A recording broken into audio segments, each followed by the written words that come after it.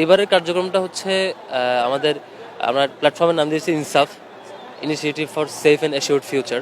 আমরা এই প্ল্যাটফর্মের পক্ষ থেকে রমজান উপলক্ষে আমরা প্রতিদিন ফ্রি ইফতার বিতরণ কর্মসূচি করছি শুধুমাত্র ঢাকা বিশ্ববিদ্যালয়ের শিক্ষার্থীদের জন্য।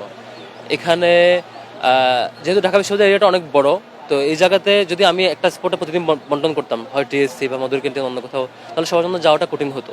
সেজন্য আমরা যদি চিন্তা করেছি এক এক দিন এক এক স্পটে থাকবে। আজকে এফএইচ হলে, আরেকদিন টিএসসিতে, কোনো একদিন রোকেয়া হলের সামনে, কোনো একদিন হলপাড়ায়, কোনো একদিন মৈত্রী হলে, আবার কোনো একদিন এসে আবার শহীদুল্লাহ হলে, এইভাবে চক্রাকারে ঘুরতে থাকবে।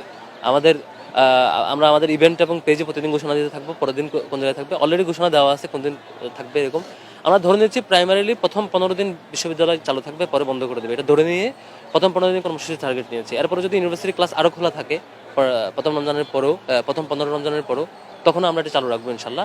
তো এখানে আমরা দুইটা জিনিস চিন্তা করেছি। একটা হচ্ছে টাইমের, একটু টাইম সিলেকশনে একটু অন্য টাইম ঠিক করেছি। সাধারণত যেটা হয় অন্যান্য ইফতার প্রোগ্রামগুলো একদম ইফতারের টাইমে ইফতার দেয়, ফলে যেটা হয় সামহাও 100 জন বেশি আসলো, তখন আমার ইনস্ট্যান্ট ম্যানেজ করাটা টাফ হয়ে যায়।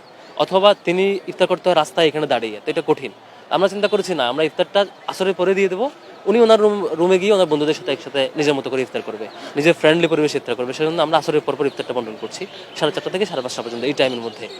আর প্লেসের ক্ষেত্রে ডাইভার্সিটি চিন্তা করছি যাতে প্রত্যেকটা হলের স্টুডেন্টরা মানে সার্কেল আকারে অন্তত একবার তার আনন্দ ভাগাভাগি করতে পারে।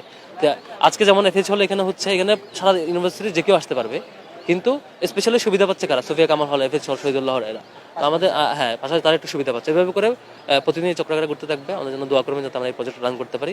আমাদের আরও ডিফারেন্ট কিছু প্রজেক্টের চিন্তা আছে রমজান উপলক্ষে, সেগুলো যখন যেটা হবে আমরা অ্যানাউন্স করবো ইনশাল্লাহ। গত বছর তো ইফতার পাবলিকলি করাটাও মানে বাধা দিয়েছিল, পরে আমরা প্রতিবাদ মিছিল করেছিলাম। নিশ্চয়ই তখন শিবির প্রকাশ্যে কাজ করতে পারে নাই, কারণ ইফতারের কর্মসূচিগুলোতে আমরা সহযোগিতা করেছিলাম। তো এবার আলহামদুলিল্লাহ একটা ভালো পরিবেশ, এই পরিবেশ আমরা এনজয় করছি। যে এখন শিক্ষার্থীরা আসছে, এটা আমাদের ভালো লাগার ব্যাপার। আমরা জানি না কতটুকু তাদেরকে হেল্প করতে পারবো, কিন্তু একসাথে আনন্দ ভাগাভাগি করার ব্যাপারটা রমজানে, এটা একটা গ্রেট অপরচুনিটি আমাদের জন্য। এটা এই সুযোগটা সবসময় থাকুক সবার জন্য, ভালো কাজের কম্পিটিশন থাকুক, এটা চাই। হ্যাঁ শিওর। এখন সবাই এই সুযোগটা পেলে ইতিবাচক কম্পিটিশনে থাকবে আর কি। আমাদের তো আজকে প্রথম দিন, আজকে আমরা ফিল্ডটা স্টাডি করতে পারছি কেমন রেসপন্স। আমরা আজকে এনেছি 500 জনের জন্য প্রাইমারি খাবার এনেছি। তো সাধারণত যেটা হয়, হলে প্রত্যেকে তো নিজের দিকে ইফতার করে। এবারে চিন্তা করেছি এরকম প্রোগ্রামগুলোতে 100-200-300 জন করে আসে, যে 3-4টা হল এরকম মাথায় রেখে 500 জন চিন্তা করা হয়েছে। যদি দেখি যে আজকে রেসপন্সটা কম, তাহলে সংখ্যাটা কমবে। যদি রেসপন্সটা অনেক বেশি, তাহলে কালকে থেকে এটা 1000-এ নিয়ে যাবো বা 2000-এ নিয়ে যাবো। এরকম আমরা সংখ্যা নিয়ে কোনো টেনশন নাই। আমরা যখনই মনে করবো যে আমার সংখ্যা বাড়াইতে হবে আমরা বাড়াবো, যদি সংখ্যা কমাইতে হবে আমরা কমাবো আর কি। তো প্রথম দিন আমরা আপাতত 500 মনে করে স্টার্ট করেছি আর কি। এরকম খবরের কাগজ, নিখাত, নির্ভীক, নিরপেক্ষ।